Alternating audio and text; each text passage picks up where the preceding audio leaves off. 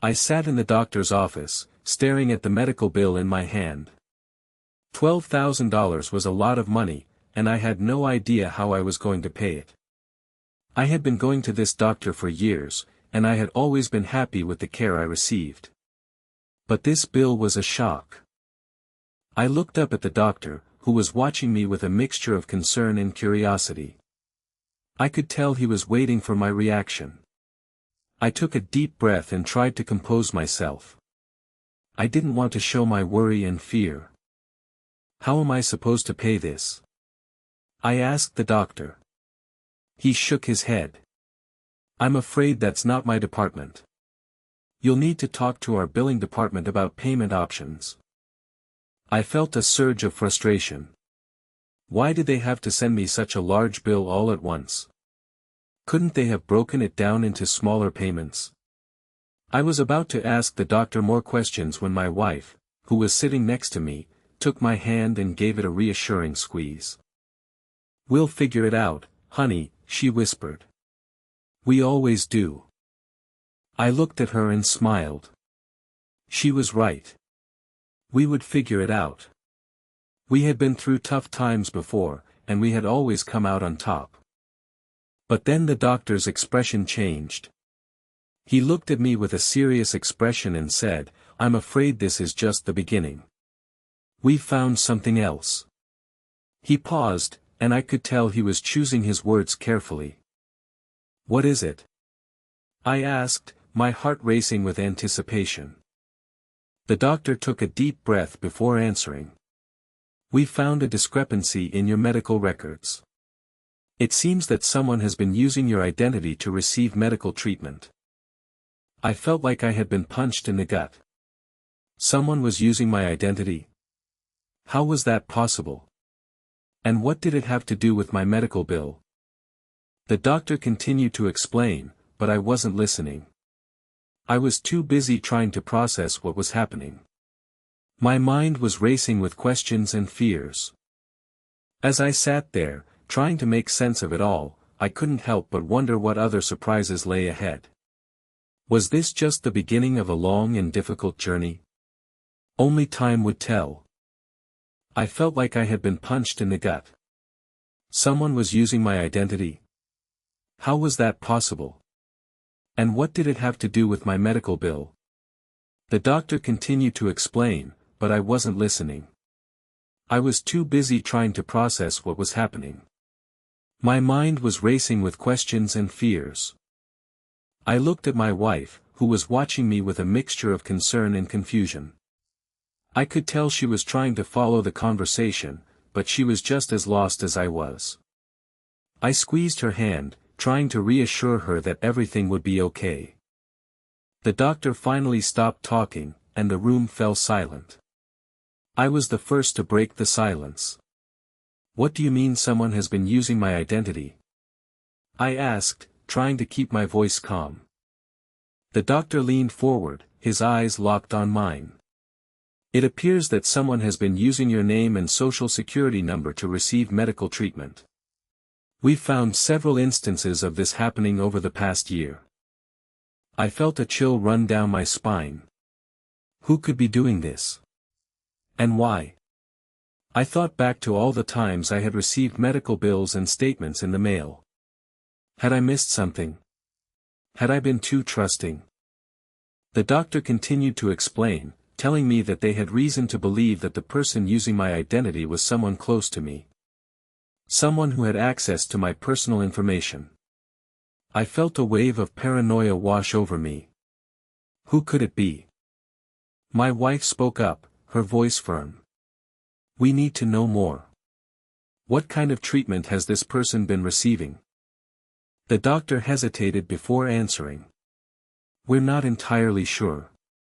The records are incomplete, but it appears to be related to a serious medical condition. I felt a surge of anger. Whoever was using my identity was not only stealing from me, but they were also putting my health at risk. I was determined to find out who was behind this and put a stop to it. The doctor handed me a folder filled with papers and told me that he would need me to sign a release form so that he could investigate further. I took the folder, my mind racing with questions and fears. As we left the doctor's office, I couldn't help but feel like I was in a nightmare. Someone was using my identity, and I had no idea who or why. I was determined to get to the bottom of it, but I had a feeling that it was going to be a long and difficult journey. The rest of the day was a blur. I spent hours poring over the papers in the folder, trying to make sense of the medical jargon and codes. My wife tried to help me, but even she couldn't decipher the complex language. As the sun began to set, I realized that I needed to take a break. I was getting nowhere, and my head was spinning. I suggested that we go out for dinner, hoping that a change of scenery would clear my head. We went to a nearby restaurant, but I couldn't shake the feeling of unease. I kept thinking about the person who was using my identity, wondering who it could be and why they were doing it. As we finished our meal and prepared to leave, I saw a familiar face walking towards us. It was my nephew, Alex. He was a great kid, but he had always been a bit of a troublemaker. As he approached our table, I couldn't help but wonder if he was involved in the identity theft. I pushed the thought aside, telling myself that I was being paranoid. But as he sat down and started chatting with us, I couldn't shake the feeling that something was off. "Hey, uncle," he said, grinning at me. "What's going on?" I hesitated, unsure of how much to tell him. But something about his expression made me suspicious. I decided to test him, to see if he would react to the news. "Actually, Alex," I said, trying to keep my voice casual. "We just got back from the doctor's office. It seems that someone has been using my identity to receive medical treatment." Alex's expression changed, just for a moment. I saw a flicker of something in his eyes, something that looked like guilt. But then it was gone, replaced by a look of concern. "That's crazy, uncle," he said. "I'm so sorry to hear that. Do you have any idea who it could be?" I watched him closely, trying to read his reaction. But he seemed genuinely shocked and concerned. I wasn't sure what to make of it. As we parted ways with Alex and headed home, I couldn't shake the feeling that I was missing something. I was determined to get to the bottom of the identity theft, but I had a feeling that it was going to be a lot harder than I thought. As we walked back to our car, I couldn't help but feel like I was walking into a trap. Every step I took, every move I made, seemed to be leading me further down a rabbit hole of deceit and betrayal. I glanced over at my wife, who was walking beside me, her eyes fixed on the ground. She seemed lost in thought, her mind racing with the same questions and fears that were plaguing me. I reached out and took her hand, giving it a reassuring squeeze.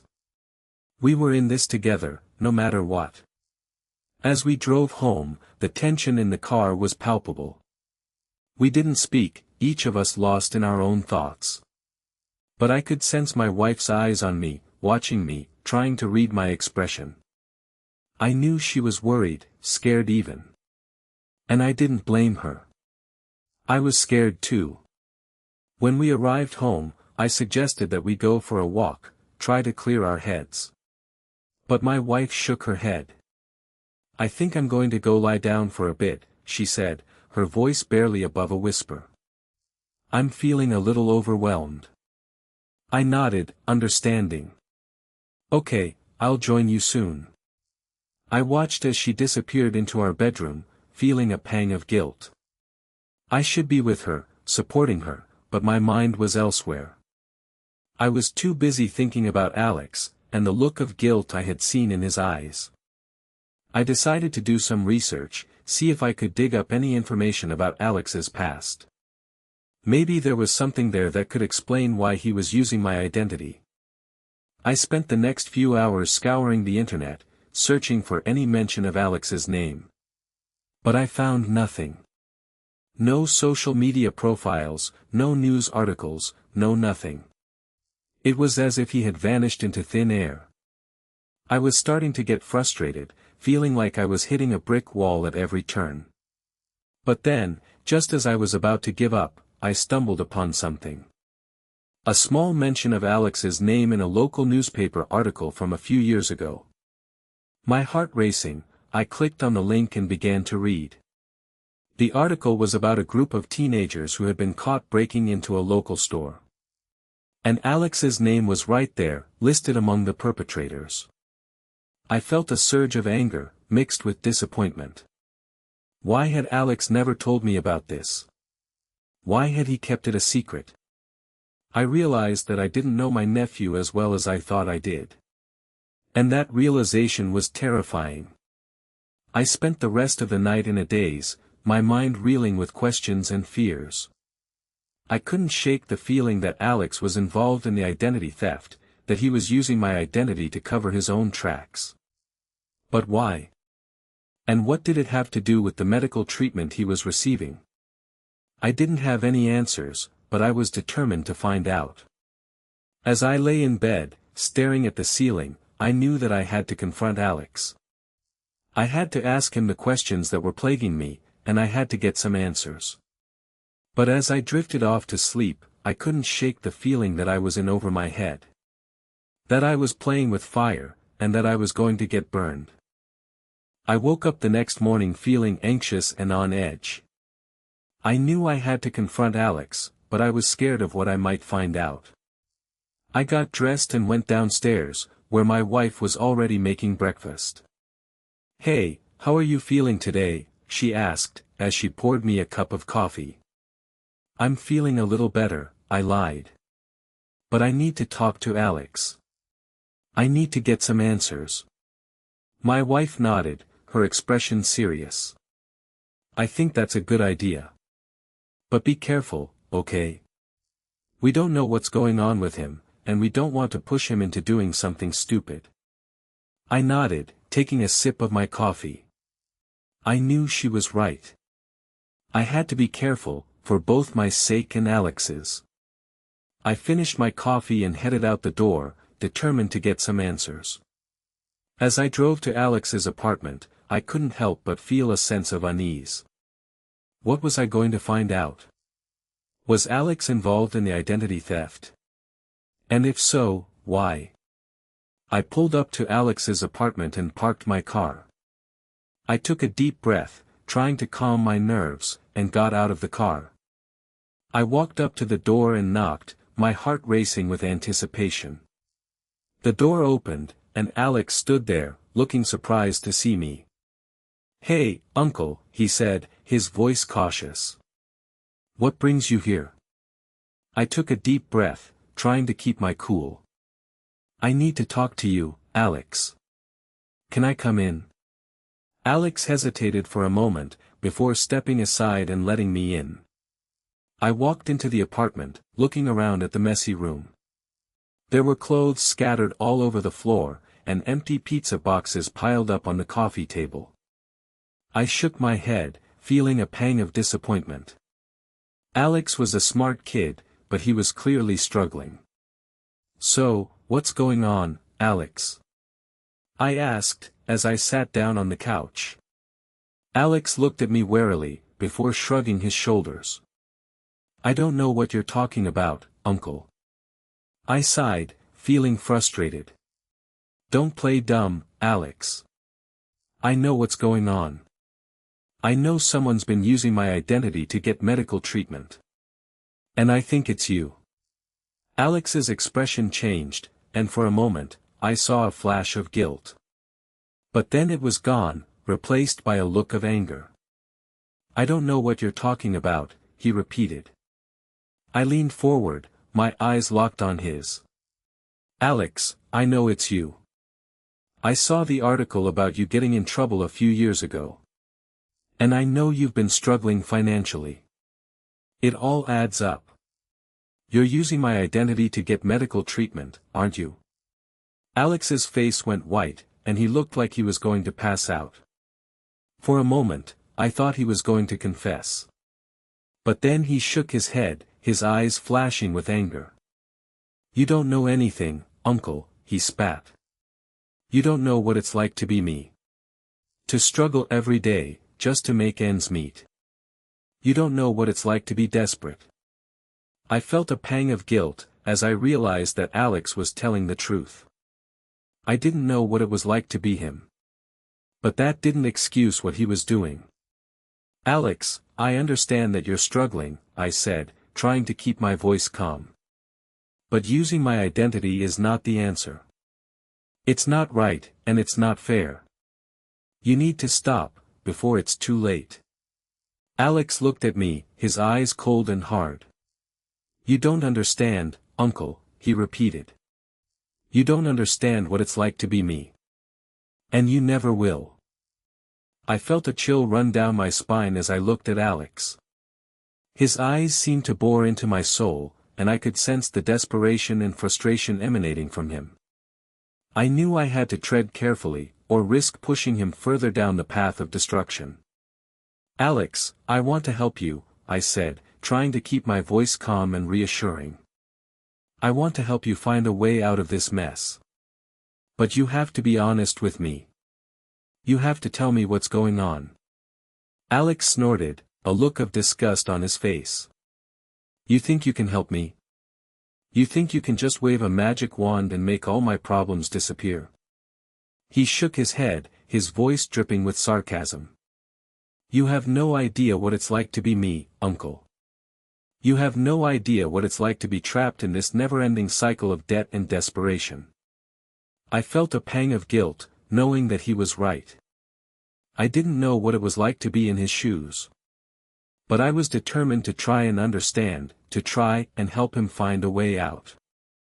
Alex, I may not know what it's like to be you, I said, but I do know that using my identity is not the answer. It's not going to solve your problems, and it's only going to make things worse. Alex looked at me, his eyes flashing with anger. You don't know what you're talking about, he spat. You don't know what it's like to be in my position. But I'll tell you one thing, Uncle. I'll tell you that I'm not going to stop until I get what I want. And if that means using your identity, then so be it. I felt a surge of fear, as I realized the extent of Alex's desperation. He was willing to do whatever it took to get what he wanted, even if it meant hurting me and my family. I knew I had to act fast, to try and stop him before it was too late. But as I looked at Alex, I saw something that made my heart skip a beat. A look of determination, a look of resolve. He was not going to back down, and he was not going to give up. I knew then that I was in for the fight of my life, a fight to save my family and my reputation from the clutches of my desperate and ruthless nephew. As I sat there, trying to process what was happening, I heard a knock at the door. It was a soft knock, a hesitant knock. I looked at Alex, and saw that he was frozen, his eyes fixed on the door. Who is it? I called out, trying to keep my voice steady. There was a pause, before a voice replied. It's me, Alex. It's your friend, Jake. Alex's eyes flickered, before he looked at me with a mixture of fear and panic. I didn't tell him to come here, he whispered. I don't know what he wants. I felt a sense of unease, as I realized that Jake's arrival was not a coincidence. Something was going on, something that Alex was not telling me. And I was determined to find out what it was. I got up to answer the door, my heart racing with anticipation. Who was Jake, and what did he want? I opened the door to find a tall, lanky young man with a messy mop of hair and a scruffy beard. He looked nervous, fidgeting with his hands as he stood on the porch. Hey, Alex's uncle, he said, his voice hesitant. I hope I'm not interrupting anything. I just needed to talk to Alex about something. I stepped aside, allowing Jake to enter. As he walked in, I couldn't help but notice the look of unease on Alex's face. He seemed to be bracing himself for something, his eyes fixed on Jake with a mixture of fear and anxiety. What's going on, Jake? I asked, trying to keep my voice neutral. Jake looked at Alex, before turning back to me. I just need to talk to Alex about something, he repeated. It's private. I raised an eyebrow, my curiosity piqued. What could Jake possibly want to talk to Alex about that was so private? I glanced at Alex, but he was avoiding eye contact, his eyes fixed on the floor. "I think we can handle it," I said, trying to keep my voice firm. Jake hesitated, before nodding. "Okay, fine. But can we please talk about this in private?" I sighed, feeling a sense of frustration. What was going on here? But I nodded, allowing Jake to lead Alex into the living room. As they sat down, I followed, my eyes fixed on the two of them. Jake took a deep breath, before speaking. "Alex, I know what you've been doing," he said, his voice low and serious. "I know about the identity theft, and I know about the medical bills." Alex's eyes snapped up, his face pale. "How did you find out?" he demanded. Jake shrugged. "I have my ways. But the point is, I know. And I'm here to tell you that it needs to stop."